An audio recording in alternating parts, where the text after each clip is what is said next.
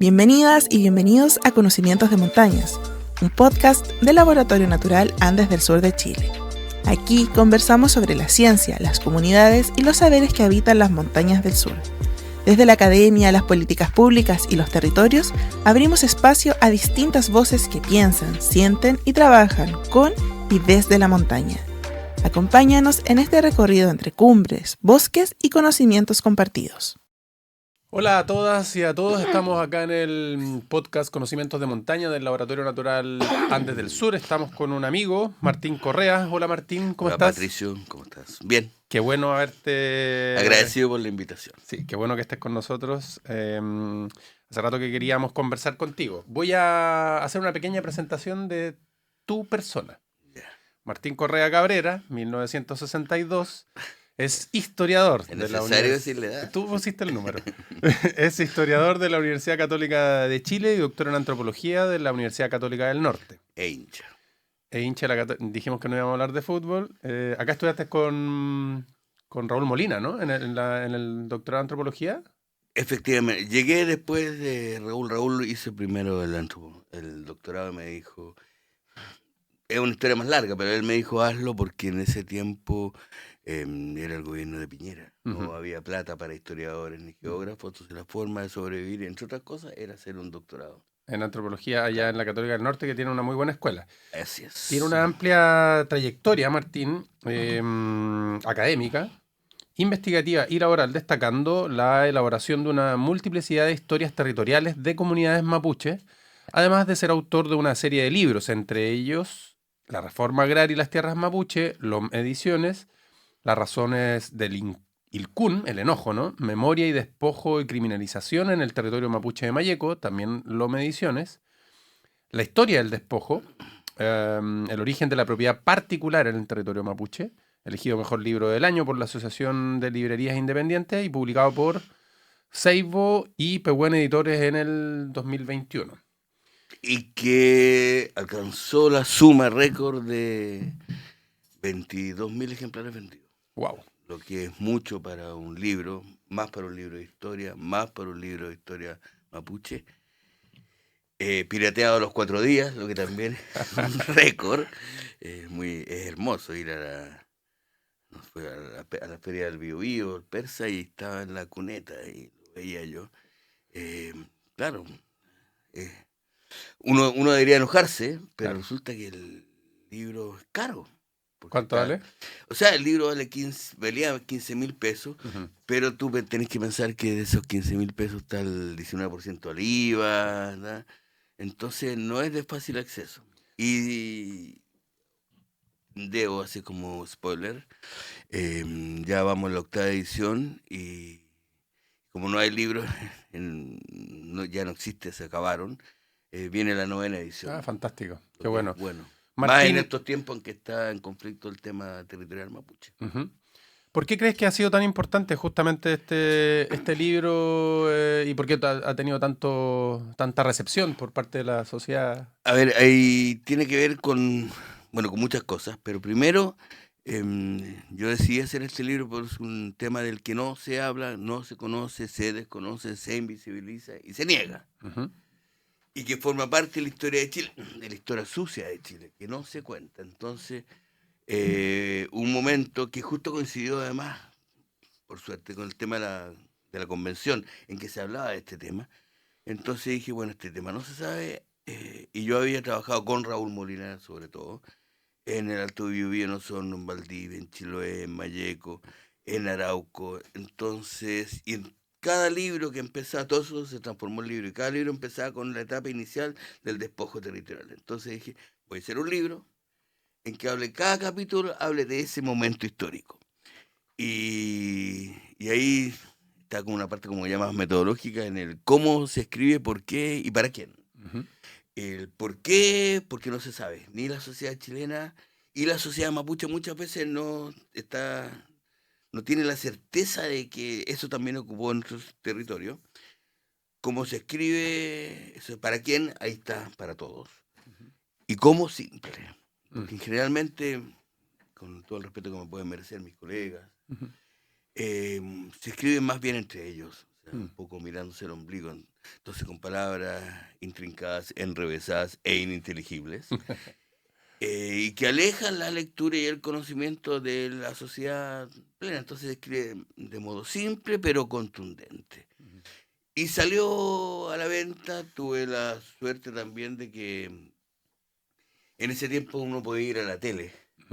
¿Verdad? Te entrevistaron. Entonces fui a Mentiras Verdaderas, el programa de Fuente. Sí, me acuerdo. Y fue 1 hora en horario prime. Y al día siguiente empezó la venta con forma...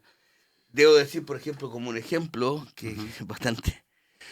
me llamó la gente de la librería que leo acá en Valdivia, la Vea, en ese momento. Sí. Me llamó al día siguiente, me dijo: Martina, teníamos 40 libros tuyos, 50 libros tuyos, yo me demoro a vender 40, 50 libros en meses. Y tus libros se vendieron todos hoy día en la mañana. Y no son tus amiguis. Es el efecto de la televisión. Claro, y me dijo, y no son tus amiguis. Claro. Son los hijos, nietos, bisnietos de los colonos, a ver si sus parientes salían. Quieren saber la historia, la verdad. Y salían. Efectivamente. Es que eso es lo otro, y perdón que me tomen, estoy aprovechando el micrófono. Sí. Porque tienen que ver con eso también, con que hay una historia aquí mismo en Valdivia, hay una historia que no se cuenta. O sea, y que la resistencia está en por ejemplo, en la toponimia, porque si tú te portáis mal, caes a la cárcel de Yancagua, si viajáis en avión, te vayas a Pichoy, si vayas a la costa tenés Curiñanco, salís para el sur, te vas por Payaco, si no te vas por puros nombres mapuche. ¿Y dónde están los mapuches de Valdivia? No existe. No está reconocido. Entonces, claro, Valdivia nace como con unos araucanos dispersos, luego aparecen los españoles, luego los chilenos, luego los alemanes, y ahí se hace, digámoslo, bacán. Claro. Pero no existe. Y yo creo que es necesario reconocer, reconstruir, y es una forma de aportar también, o sea, quienes son los prohombres de Valdivia, de las familias valdivianas, son colonos. Pero la toponimia es mapuche. ¿Y por qué de los mapuches no se habla? Entonces también por ahí va. Hay muchos caminos. Martín, tú te has dedicado justamente a retratar, a reconstruir esta historia del despojo, que es una historia de muerte y violencia, pero también de memorias y de memorias asociadas justamente a la memoria y a la historia de las comunidades. Y también a la muerte y a la violencia. A la muerte y a la violencia. Por eso decía, todos esos componentes están dentro de la historia. Y tus fuentes son justamente... prensa, libros, las memorias del Ministerio de Tierras y Colonización, las memorias del Ministerio de Guerra, el Archivo General de Asuntos Indígenas, y desde ahí, además de la memoria, conservadores de bienes raíces, y además... los archivos notariales. Perfecto. Y todas esas fuentes, en el fondo, te han permitido ir reconstruyendo una historia que no estaba contada. Pero quiero que me pongas que nos pongas a pensar en cómo las comunidades, cómo en las comunidades existe una memoria y de cuánto data esa memoria. ¿De cuándo data? ¿Este programa memoria? ¿Cuánto dura? A ver, la memoria siempre está. Y la memoria es viva, se va reconstruyendo, se va haciendo. Lo que sucedió... hoy día forma parte ya de la memoria. Entonces no es como la memoria de los computadores, que sabes cuántos gigas tienen, cuántos mega RAM, no sé. Esto es una memoria en construcción. Y que se transmite de abuelo a nieto en la ruca, en las noches, frente al fuego. Y que coincide notablemente con los archivos y la memoria, digamos, documental. Y esto es importante porque, por ejemplo, cuando se forma la propiedad particular en el territorio mapuche, en Arauco, Biobío, Mayeco, Cautín, Osorno, Valdivia y Chiloé, es a partir de 1870. Y cuando es la ocupación militar de Gualmapu, la mal considerada pacificación de la Araucanía, que nunca fue, lo que sucede ahí es la invasión del ejército y luego la hijuelación de las tierras antiguas mapuche por un personaje que tiene pueblo, porque todos estos personajes tienen pueblo. En ese caso fue Teodoro Schmidt. Claro. Pero Puerto Varas, Puerto Montt, Puerto Saavedra, Puerto Domínguez, todos usurpadores, finalmente. Eso sucede entre 1862 y 1881-82.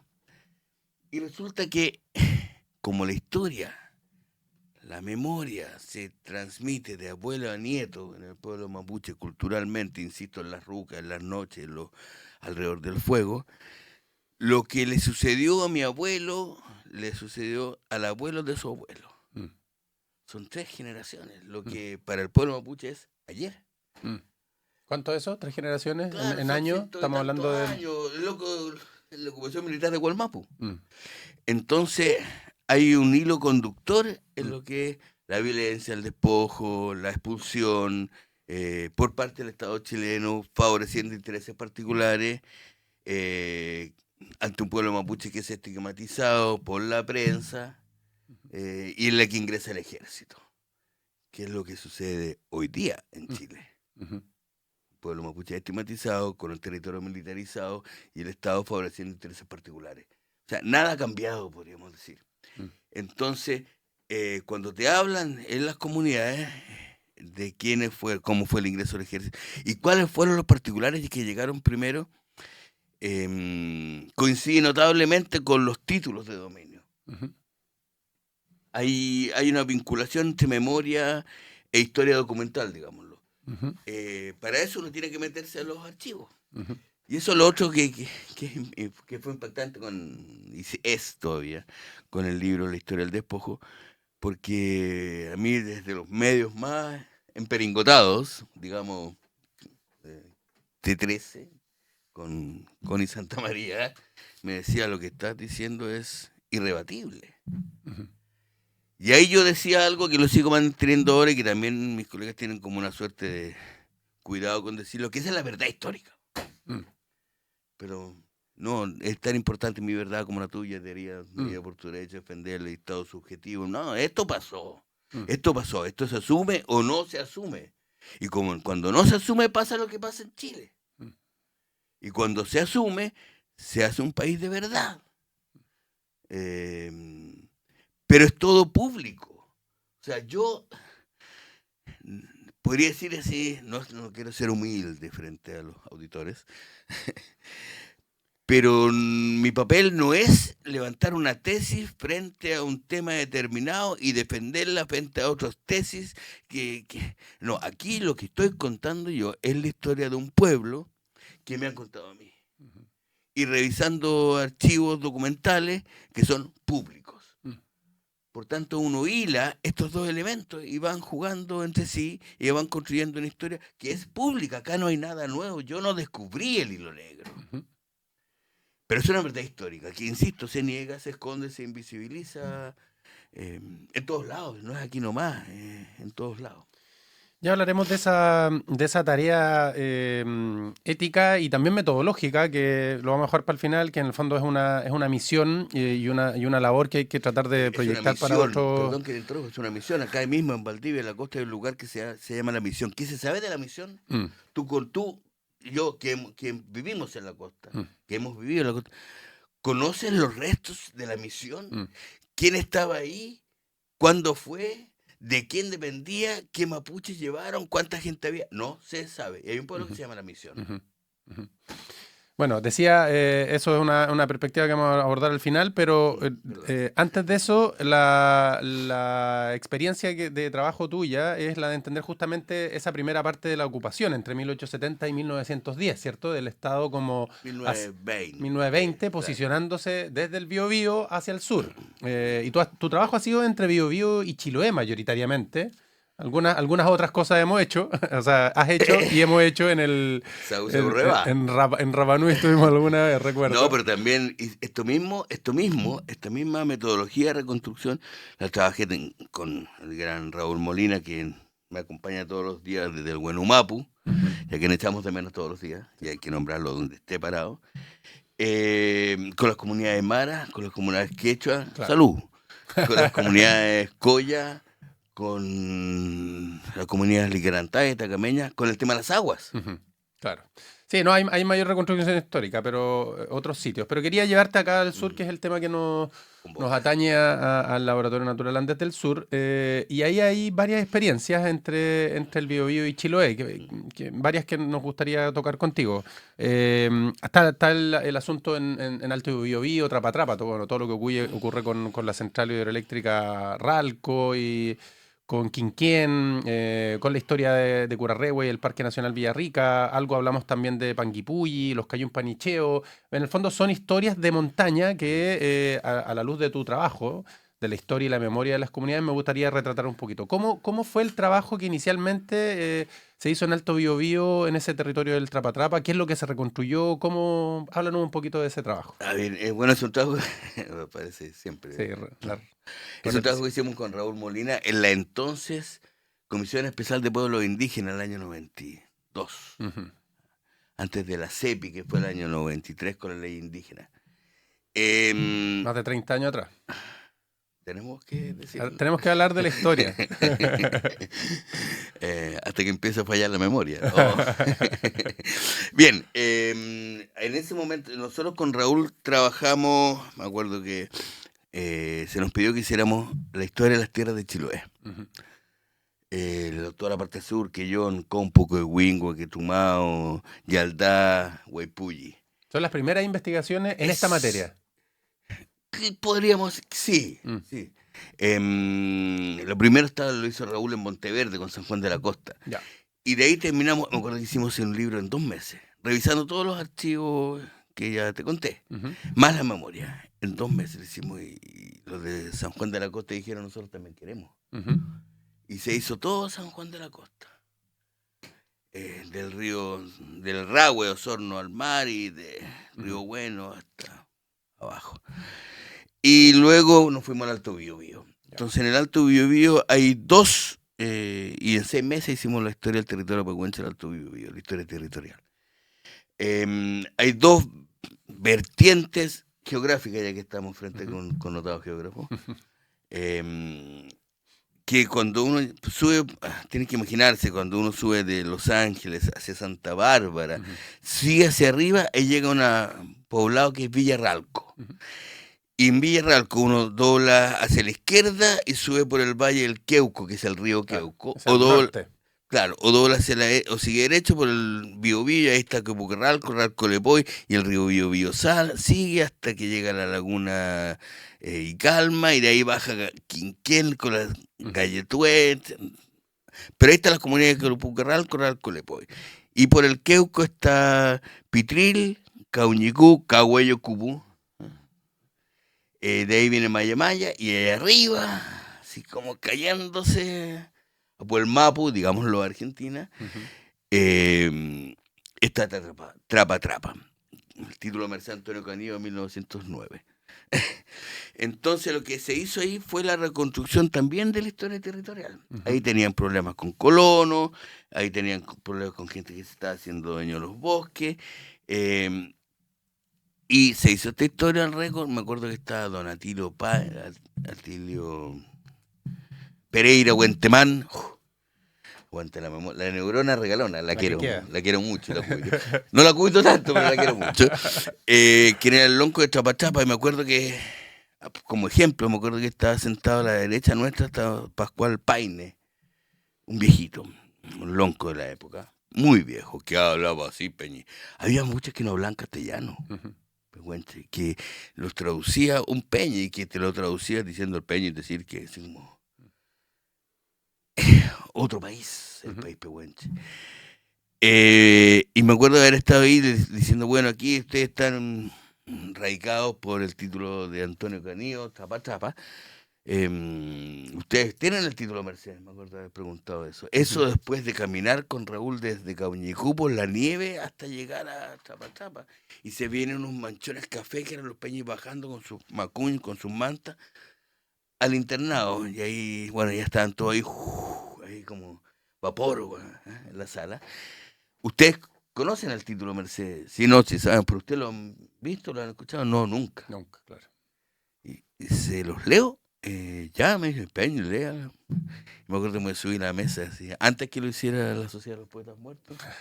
Ya estaba subido arriba de la mesa, ya antes de mí mi papá, que profesor que también lo hace, no sé. Bueno, y empecé a leer, entraba para etapa, en agosto de 1900, Antonio Canillo, Cacique, solicita,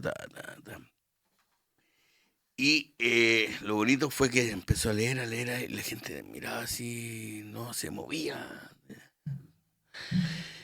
Y un momento que empecé, entonces en los títulos de Merced viene cuando se le entrega la radicación, que es la tierra chica finalmente, la reducción, digámoslo, pero es un espacio que el Estado reconoce para las comunidades mapuche. Viene la fecha, los deslindes, las hectáreas y la familia adjudicataria. Entonces Antonio Cacique, casado con 2 mujeres, porque todos tenían harta. Y empieza a nombrar a los hijos y los nietos y de repente, y al final, colgando del título de Mercedes, dice, nieto Pascual. Y está sentado Pascual al lado. Y dice, sí pues. Y claro, lo bonito de esto es que Pascual Paina siempre dijo, yo salgo en el título de Mercedes. Y era ante la comunidad de velar que efectivamente... Pero no tenían el título. Entonces, y junto con eso se fue haciendo la historia de cómo llegaron los ríos secos, los paradas, y se hicieron de las tierras mapuche. Y eso sirve después para la recuperación de las tierras. Finalmente es eso. Lo voy a decir, pero mi trabajo es por la resistencia también. No son una cosa académica. Es para la recuperación de las tierras antiguas, las tierras ancestrales. Es mi aporte. Sí lo percibimos siempre con el Raúl, que es mi mentor. Para eso es, no solamente por el conocimiento, valga la redundancia. Es un trabajo de resistencia. De aquí tú me tienes que acompañar. Pues. Sí, te voy a acompañar, no te preocupes. Martín, y bueno, Alto Biobío es sintomático de una forma de hacer mal las cosas, ¿no? En Chile, en términos ambientales, en términos de políticos, una forma de hacer las cosas en Chile, ni siquiera mal. Que es la forma mala de hacer las cosas que tenemos. Y ese es un ejemplo bien crítico, dramático, de cómo se trató... el desarrollo de este país en la dimensión hidroeléctrica, ¿no? El desarrollo energético. Uno de los primeros proyectos energéticos importantes de escala fue lo ocurrido en Alto Biobío, que transformó para siempre, y lo sigue haciendo con nuevas hidroeléctricas, no solo la configuración hidrológica del asunto, sino que la memoria. Se inundaron cementerios. ¿Cuál es la resistencia, o en el fondo... ¿Cómo dialogan esas dos cosas? Como el Estado y su con forma respeto, de... Claro. Pero en ese lugar en no particular... dialogan. No dialogan. No. Hay imposición. Bueno, yo trabajé en esos años en el Alto Biobío. Y yo conocí el Alto Biobío sin Ralco, sin Pangue, sin Huequecura. Entonces hoy día como... Una vez fui y llegué hasta... No seguí para arriba. Es doloroso, sí. Es doloroso, porque además... sucedió lo que se dijo que iba a suceder y que se les dijo que no sucedería. En ese momento se impuso la central hidroeléctrica, Ralco.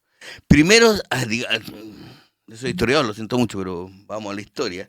Primero se hizo Pangue, aguas abajo, en donde está la comunidad de Quepucarralco. Y se dijo, en ese momento, el entonces presidente Elwin dijo, no podemos hacer nada porque no tenemos ley de medio ambiente. Luego se hizo el Ralco con ley de medio ambiente. O sea, no cambió nada. Y lo que se hizo ahí fue una imposición, consultas truchas como las de ahora, en que no son vinculantes, en que lo que se dice no afecta el resultado. Por tanto, es una información nomás. Lo que hicieron primero fue quebrar la comunidad. Entonces se meten de esa diciendo que hay trabajo. Y tú veías al lonco de Kayaki trabajando de banderero. Claro. En el camino. Quebraron la comunidad, alcoholizaron la comunidad. Entonces pagaban los viernes. Y yo me acuerdo del hecho de que contrataban puros hombres. Y los hombres llegaban a Ralcolopey arriba, el día que pagaban los viernes, ahí al lado de la escuela, y llegaban camionetas con copete. Y bajaban curados. Y llegaban a la casa curados. Y le sacaban la cresta a las mujeres. Y quien defiende el territorio en ese momento son mujeres. Sí. La Aurelia, la Chayo, la Nicolasa, la Berta. Entremán. Claro, mujeres. Y la Aurelia Buenumar, etc. Yo las conocí. Y le sacaban la cresta a ellas. Pero ya tenían quebrada la comunidad. Y que no, que iban a tapar el cementerio con una capa de poliuretano extra window forever. Nada.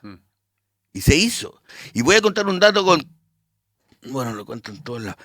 Cuando se firma, lo primero que hay, cuando se firma la concesión eléctrica, porque la ley eléctrica es mayor en el tiempo, es mayor jerárquicamente, anterior y jurídica, vale más, pesa más que la ley de medio ambiente. Cuando se firma Ralco, se firma la concesión eléctrica, y quien la firma era Frey. Claro, antes de Y su ministro era Edmundo Pérez Lloma.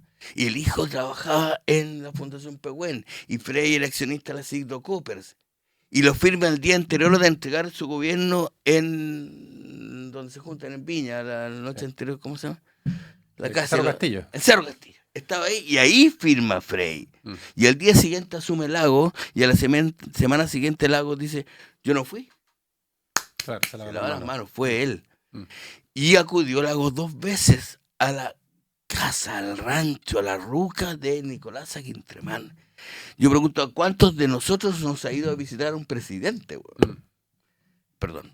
Pero la casa de Nicolasa fue y le dijo, oiga, negocies porque esto se va a hacer de todas maneras. Nicolasa dijo, de mi tierra no me sacan. Y se quedó ahí. Y se se hizo Ralco. Y Nicolasa, ciega, caminando un día, viejita ya, a la orilla de este lago artificial, se tropieza y cae y muere. Y Ralco significa Mapudungún, viene de Ralico, que es plato de agua. ¿Qué era la represa sino un plato de agua?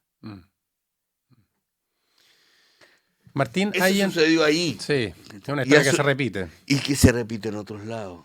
Y hay un patrón que se repite, y me gustaría que habláramos un poquito de eso, como antes de esta conversación. El Estado. Hablábamos cuando hablas de un patrón, es el Estado. El patrón de fondo, que es el Estado de Chile, Chile país fundo, tiene esta forma de posicionarse, ¿no? en los territorios cordilleranos, que es nuestro interés de estudio, y se instala con algo particular, que es las áreas protegidas, ¿cierto? Reservas forestales en esos años, 1907, Reserva Nacional Mayeco, una de las primeras, y entre el 1907 y el 1944 se instalan varias de las del sur, ¿ya? Villarrica, en fin.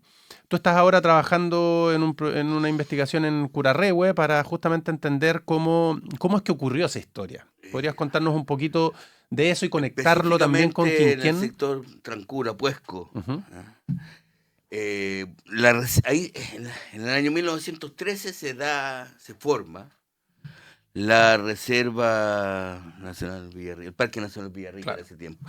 Después tiene con varios, hasta que en 1940 ya pasa a ser la Reserva Nacional, claro, la área protegida en forma. Acá hay un elemento que es fundamental y que convive en todos los casos, que es la convivencia, insisto, de las familias mapuches, pehuenches, en el territorio. ¿Que estaban ahí o estaban en otro lado? Que ya estaban de antes ahí. En 1850 están los primeros antecedentes de las familias de Trancura, por lo menos. Ya. Cuando llegué a Yoftún, ¿no? Pero ellos venían de Argentina. Ellos fueron expulsados primero por el ejército chileno y después por el ejército argentino. Y llegan a este la pacificación sector de la Araucanía y la campaña del desierto. Y la campaña del desierto, que los empuja. Los empuja a la fuerza. Saca, claro. Entonces aquí, pero como eran un pueblo transhumante, eran lugares que ya conocían, entonces de repente dijeron, ¿sabes qué más? Vamos a este lugar que es tranquilo, que es como Quinquén, que ya lo dijimos, que es refugio, que siempre es un lugar de refugio, de salvaguarda, y nos vamos para este territorio. Nada más hay una historia más larga, con un sueño, que el señor le dije, aquí es. Y ahí se forma el primer guilletón, que hasta el día de hoy se forma ahí. Y se entrega, o sea, primero se clarifica la zona, después luego se entrega en los mismos años, 1913, Ujú. los títulos de merced a las familias mapuche y que es el 5% de la posesión efectiva, o sea, de la ocupación efectiva, perdón. Ujú. Y el resto se declara fiscal y con el tiempo área protegida. Y leyendo los informes de creación de esta reserva, dice que es para reservas de madereo Ujú. para el futuro. O sea, están cortando todo. Rotación forestal. Claro, no, y hagamos esto porque hay mucho árbol, coy, güeñí, relenga, pehuen, araucaria.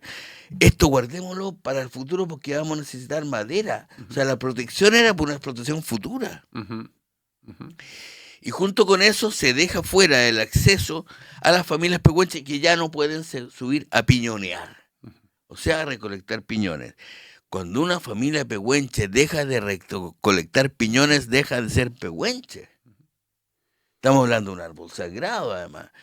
Y que además se deja fuera del territorio, son comunidades huinculche. Los huinculches son las alturas, los cerros. Ujú. Hay una serie de cerros a los cuales se nombran en los guillatunes, etcétera, a los que se iba antiguamente y bajo cuyo alero se cobijan las comunidades y que tienen vida. O sea, las comunidades dicen, nosotros crecemos y los cerros también. Mm. Se demoran más. Como la araucaria se demora 150, 200, 300, 400 años. La araucaria está antes que llegara Colón, que no llegó aquí, pero sí llegó Pedro Valdivia. Ya estaban. Y se dejan fuera del territorio, entonces ya no pueden acceder a las tierras antiguas. Y dentro de estos, claro, esa zona es interesante porque va más allá, porque claro, está el volcán Villarrica, pero está el Pillán, que es el Lanín. Y que las comunidades de hoy día van hacia el Lalín, a la parte de Chile, por Quillayhue. Y las comunidades argentinas van, del Pueblo Mapu o Argentina hoy, van hacia el Lalín y se reúnen ahí, porque es el cerro madre o tutelar de toda la zona. Y todo eso se sigue haciendo. Pero eso quedó fuera del reconocimiento. Los mapuches no están ahí. Y luego se hizo fiscal. Luego empieza la llegada de las madereras. Empiezan a sacar madera como enfermos. Árboles. Madera suena como si uno fuera sodime que hay que comprar un tablón. Árboles que dan vida. Se empiezan a sacar. Y luego empiezan las concesiones turísticas. Y los proyectos inmobiliarios, que es lo que sucede La hoy día. subdivisión del espacio rural. Entonces, toda esa zona, lo que hacen es, a los mapuches los dejan en la franja entre medio. Entonces, toda la que es la zona de orilla del lago y toda la que es la zona hacia volcán, todo eso se concesiona turísticamente. Y con proyectos inmobiliarios. Y sucede, en definitiva, lo que se sostiene, o sea, siempre se dice, cuando hace esto, vamos para otro lado ya, pero da lo mismo. Cuando se hacen encuestas CACEN, siempre el pueblo mapuche, la zona mapuche, es la zona que aparece como la más pobre. Y los mapuches dicen, nosotros no somos pobres, nosotros fuimos empobrecidos. Y que en un momento se manifestó en la reducción territorial y ahora se manifiesta en los derechos de agua, por ejemplo. En toda la zona que tú bien conoces, que es la zona de Segundo Corral, ahí, sí. Pueblo arriba. Cochamó, pueblo a la cordillera. Sí. Claro, donde están los Cayumpanicheos, mi saludo para la comunidad Cayumpanicheo. Se les entregaron medios milímetros de agua para 30 familias. Y a los particulares se les entregan 3, 4 metros cúbicos de agua. Porque es importante desarrollar. ¿Qué desarrollo? Es un desarrollo extractivo, excluyente y elitista. Eso pasó en todos lados. Y eso pasó en Curarrehue. En Curarrehue hay una cosa que es muy bonita que están haciendo ahora, que es el reglamento de gobernanza. Que se produjo una suerte de convenio entre Ministerio de Obras Públicas, CONAF, pero CONAF es un ratón de cola pelada finalmente, sí. Con mi respeto a mi amigo de CONAF. Pocos recursos, claro. Pero hay pocos recursos y tiene poca capacidad de decisión. Quienes deciden ahí son los grandes ministerios. Y aquí quiero rescatar la figura de Simón Crisóstomo Loncopán, que es un huerquén y colega tuyo, Sí. que en conjunto con las comunidades de su familia, porque son de esa zona, de Trancura, al crear una figura que es como la que está también, como, entre comillas, de moda, Ujú. que es la gobernanza de los Sí. pueblos originarios respecto a los territorios de uso antiguo, en un determinado territorio que hoy día es fiscal, particular, etcétera. Sobre todo fiscal, área protegida. Y bajo la tesis, nuevamente, de quienes mejor protegen el territorio, el bosque, la floresta, la biodiversidad, son quienes han vivido históricamente ahí. Ujú. Y que son hijos de ahí, porque los mapuches son hijos de la tierra. Mapu, tierra, che, gente, hijo, es la madre tierra. Y no es un discurso, es una realidad. Entonces ahora están creando condiciones para que haya una administración común en crecimiento para llegar a la administración total por parte de las comunidades mapuche. ¿Quiénes son quienes mejor protegen este territorio? Y están coadministrando la zona Puesco, ya llegando a Argentina, 18.000 hectáreas. Ujú. Pero algo que está en crecimiento y que ha sido Claro. logrado también por este desarrollo, porque ¿qué pasó? Un momento en que se planteó hacer una hidroeléctrica y también Ujú. en Tancura, Ujú. en Añiguarraqui. Mira mi pronunciación, no me puedo Está mejorando. Añiguarraqui. Se iba a hacer una hidroeléctrica, entonces las comunidades se levantaron. Luego llegaron las inmobiliarias y los proyectos turísticos y las comunidades ya se habían levantado con el Consejo de Loncos de Curarrehue. Ujú. Y de repente dijeron, bueno, si el parque está aquí y nosotros tenemos derecho, y como que aprovecharon el vuelo y crearon este reglamento de gobernanza, Sí. que está en pie Ujú. y que funciona bien. Entonces tú llegás a Puesco, y la zona de la aduana, y hay un peñi que te explica la zona, el territorio. Entonces ahora a mí me pidieron, yo agradezco eso también, a mí es algo que agradezco siempre, la confianza de las comunidades, que te cuenten Su historia. que es de las cosas más importantes que tienen, ¿cachai? Que es su identidad y todo. Me pidieron que hiciera una historia del territorio para develar esto mismo, que si están en ese territorio, los turistas que llegan, o la gente que llegan, o los otros peñis que llegan ahí, no, el territorio no, o sea, esta reserva protegida, área protegida, no se implantó, no se estaba de antes de todos. Y si está ahí, es porque habían mapuches, digámoslo. Yo no quiero con esto, los mapuches, pero es verdad. Entonces, estamos trabajando en lo que es el uso antiguo, las familias que llegaban, cómo iban, cómo se movían, qué sectores piñoneaban, cuánto se sacaba, qué fechas subían, cómo se alimentaban y cómo luego con lo que recolectaban hacían el trafficking, que es el intercambio de especies.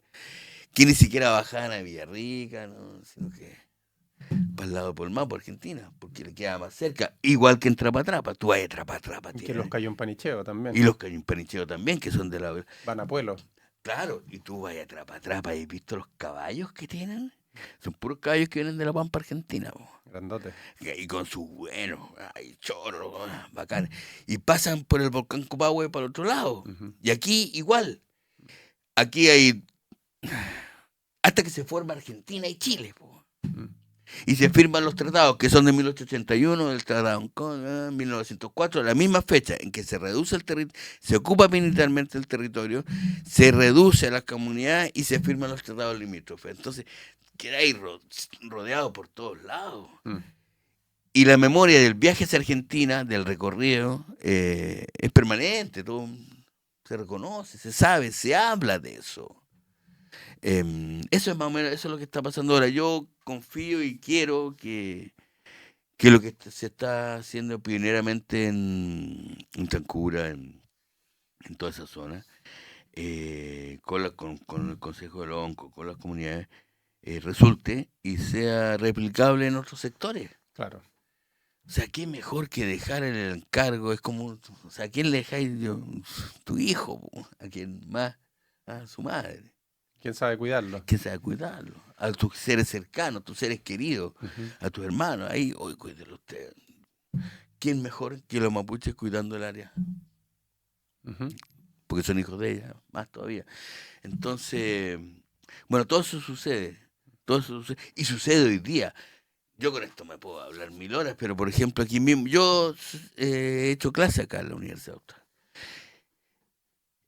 Y tú te das cuenta del desconocimiento que existe en los alumnos, que no son temas que se hablen de la presencia mapuche en el territorio.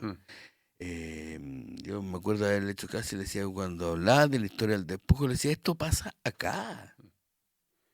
Miren esos cerros, miren, ahí están las forestales, que cómo llegaron a los forestales en el año 75 con Ponce Lerú, la ley el secretario 701 en dictadura, porque no se podrían haber llegado de otra forma si no fuera en dictadura. Pero detrás de eso está Chaigüín, ahí está Chaigüín Venecia, ahí están los Huillichos, los Lasquenches, la zona ahí acá está lleno de mapuches. La zona de la costa. También hay títulos de merced hacia la zona de Pelchuquín, Pichoy, Nontuelá. Entonces, eso yo creo que en definitiva, si no me paran, yo sigo. Te voy a parar, no te preocupes. No, y lo que yo quiero decir finalmente es que hace un país mejor el reconocimiento de la diversidad. Hace un país mejor, más bello, más lindo, más consentido, más con identidad. Chile y Uruguay son los únicos países, por ejemplo, de Latinoamérica que no tienen reconocimiento constitucional de los pueblos indígenas. Yo no sé si cambiará algo con el reconocimiento constitucional, pero si hay un síntoma, un signo, y en Uruguay ya no quedan. Lo único que queda de Uruguay es la garra charrúa, que viene de los charrúas, pero eso es en fútbol, el pueblo charrúa fue extinguido. Y el pueblo mapuche, según los censos, que ya son poco confiables, después de la última experiencia, son al menos el 10% de la población autoidentificados, lo que ya es difícil en un país racista. Entonces, en definitiva, la propuesta es, no, siempre se habla, hay que integrarlos, pero integrarlos, hay que integrarlos para que vengan para acá, para que sean como somos nosotros. No hay que integrar, hay que reconocer la diferencia y reconocerse la diferencia y y crecer a partir de ella. Eso es un sueño. Fantástico, Martín. Se escucha muy clara tu historia. Nos quedan 18 temas por conversar. No vamos a poder hacerlo hoy día. Pero bueno, yo creo que es importante dejar un acento en lo que has dicho, ¿no? Que es que hay una metodología de trabajo, hay una forma de entender esto. Al inicio nombramos los archivos, las fuentes de información que son relevantes y el procedimiento que tú has contado aquí, que es como aquí el momento en que las comunidades se abren y se permiten contar una historia que posiciona esa memoria y esa historicidad, el uso consuetudinario, ¿no? El uso histórico, ancestral de estas tierras. Y yo creo que eso es una buena cosa porque nos permite no solo posicionar el conocimiento desde esto que decías tú, la investigación. Los investigadores hacen sus papers, investigan, sino que pone el conocimiento al servicio de una historia de resistencia en los territorios. Un ejemplo que me gustaría con el que termináramos es el de Quinquén, que es a propósito de la puesta, la protección. Me ponía a hablar de Quinquén, pues tú puedes ser Yo sé que son 20 años más, pero te voy a dar 5 minutos para que nos cuentes. 5 minutos para que hablemos de Quinquén y cómo Quinquén se posiciona como una historia importante no solo para las comunidades indígenas, sino para la protección de la naturaleza, para hoy día como un fenómeno del desarrollo. Danos un poquito de señal de eso. Voy a hacer el esfuerzo para hacerla corta, pero una vez yo estaba en mi casa. Así fue. En dictadura, y me llegó Dauno Totoro, que también es un investigador notable, y me dice, mira lo que está pasando, y salía un letrerito en la cuarta, chiquitito así, de que están talando Araucaria, y partimos aquí en dictadura, me acuerdo que llegamos, que todo tenía que ser escondido además. Teníamos que llegar por la montaña y nos encontramos ahí con los peñas y dijeron, están talando Araucaria. Y ahí estaba Ricardo Meliñir, marihuana, el lonco, gran lonco, muy bueno, el lonco Ricardo. Y dice, llegaron. Como que, tipo, anoche me lo soñé, que iban a venir unas personas. Quinquén, refugio. Y subimos al día siguiente a las 4:30, estaban cortando Araucaria, Focura, la ciudad de Focura, de la Muliat y Lledó, que eran alcaldes de la zona, particulares, que se habían hecho al territorio, malamente, notarialmente, cortando araucarias, ver la cara de Ricardo, de Juan Carlos Meneghini, de luego Don Darío, de los Don Armando. Mierda. Estaban araucarias del ancho de esta mesa. ¿Qué tal? Ya no quedaba nada. Y después empezó la denuncia, y en dictadura se produce esta denuncia, y viene la lucha por las araucarias de Quinquí, que no sigan cortando araucarias. Aquí fue, es muy largo, pero yo me acuerdo un día que venía el desalojo, estábamos ahí en el sitio Villatún, y Ricardo nos pintó de azul. Hasta nos ponía. Y había un sol, y había que armarse porque nos van a dar. Cada uno con su guiño, yo con mi palo, dije, aquí no van a sacar la cresta. Y a mí sobre todo. Pero Ricardo se va hacia el rehue y empieza a hacer un rogativo y empieza así, y de repente y lo nubla el cielo y de repente se pone a llover y se cortan los caminos, no pueden pasar los milicos, pacos, que eran los que venían antes del ojo. Hizo llover, güey. O sea, ¿qué es esto? Y después viene la resistencia, y ahí las mujeres de nuevo, cortando los cercos de alambre, siempre, las mujeres ahí, mujeres pehuenches. Hasta que este territorio, finalmente, que es parte importante, es comprado por el Estado chileno, que fue la primera compra que se hizo en democracia de un determinado territorio, el Fondo Quinquén, que favoreció a las comunidades de Pedregosa, Quinquén, de Licura, etc. Pero pasa el tiempo y ahora nuevamente viene una nueva invasión, que es del desarrollo, que son los caminos. ¿Y qué pasa con los que hay un parincheo, el camino al Boston también? Que también están resistiendo frente al camino. A un camino fronterizo, un camino fronterizo que pasa por la mitad del Guillatúe. Sí. Que pasa por la mitad. ¿Por qué? Porque tiene que pasar por el sector plano. Resulta que el sector plano es el único lugar donde vive la familia. No sé, y aquí las comunidades dicen, se van a cortar solo 96 araucarias, no se tiene que cortar ni una. Y se oponen, ellos tienen una reunión, la gente del Estado tiene una reunión secreta con algunas de las familias, porque siempre hay familias que sí, por plata, por pobreza, por lo que quieras.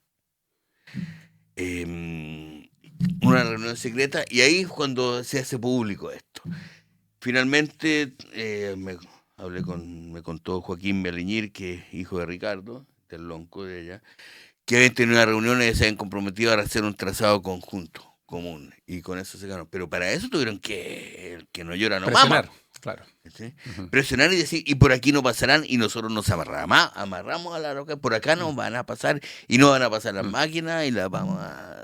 O sea, eso ocurrió a fines de los 80 y sigue ocurriendo en 2025 y va a seguir ocurriendo. Y quiero contar una cosita que es lo que viene, que tiene que ver con las mineras. Un dato como para que... En San Juan de la Costa ya están. Sí. La minería. El Yeuyeu entero hay una pedidura minera. ¿Sabes por qué? Reigolil también tiene una... Reigolil también. La lucha de Reigolil es parte de lo que concluyó hoy día la Reserva Nacional, o sea, en la cogobernanza. Están las mineras, están los proyectos inmobiliarios, está la hidroeléctrica y ahora esto. Todo se integró. Y en el caso de el Yeuyeu entero está pedido por Daniel Farca. Y la ley minera es superior en jerarquía. Sí, Y resulta que, con esto te voy a dejar así como asustado, que me interesa. El año 1598 no ingresó nadie al territorio mapuche. 1598, con el levantamiento de Curalaba, que la historia mal enseña como el desastre de Curalaba, es el lanzamiento de Curalaba. Y hasta ese momento, el oro más granado se sacaba del territorio mapuche. Pero se contaba como oro que iba del Virreinato de la Río de la Plata y al Perú. Y se contaba como el oro del Perú. Sí. Pero de acá venía. Sí, San José. Aquí está el mineral de Ponzuelo. Pumillahue. Lugar de mucho oro. Pumillahue. Los Millacuras. resulta que cuando ingresa al ejército en 1500, José Pedro Valdivia le traen una batea llena de oro en Villarrica, que por algo se llama Villarrica, y grita, una batea llena de oro que le habían sacado a los indios en unos pocos días, según relatan los cronistas de la época, Pedro Mariño de Lóvera. Desde ahora comienzo a ser señor, decía Pedro Valdivia. ¿Sí? Con todo ese oro. Y después le metieron oro para adentro. Con la boca para adentro, y hasta ahí no me llegó. En Purén. El hecho es que en 1598, insisto, el oro más granado venía de Chile, de los Chiles. Y de repente no se pudo ingresar más. Hasta el año 1862, cuando ingresa el ejército. Hasta 1882, 3. Y de ahí viene, ¿qué? La hijuelación del territorio y la colonización. ¿Y qué se hace? Se siembra trigo.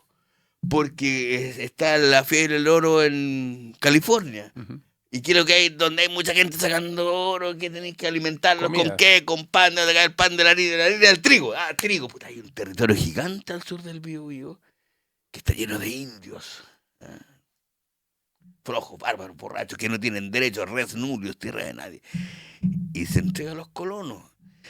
Al año 72, 73, golpe, y llega a las forestales. Hasta el día de hoy. Desde 1598 en adelante nadie más sacó oro ni minerales al sur, o sea, debajo de la tierra. Después del Biobío. Y está ahí todavía. Está ahí todavía. Y hoy día las pediduras mineras son brutales. En San Juan de la Costa la cosa ya reventó. Y en Villarrica, Curarrehue, ya está entrando en conflicto. Y ese es el conflicto que viene. Claro. Y que, como dijimos cuando comenzamos esta conversación, es una historia negada, desconocida, invisibilizada, y que cuando revienta dicen, ¿y ahora qué hacemos?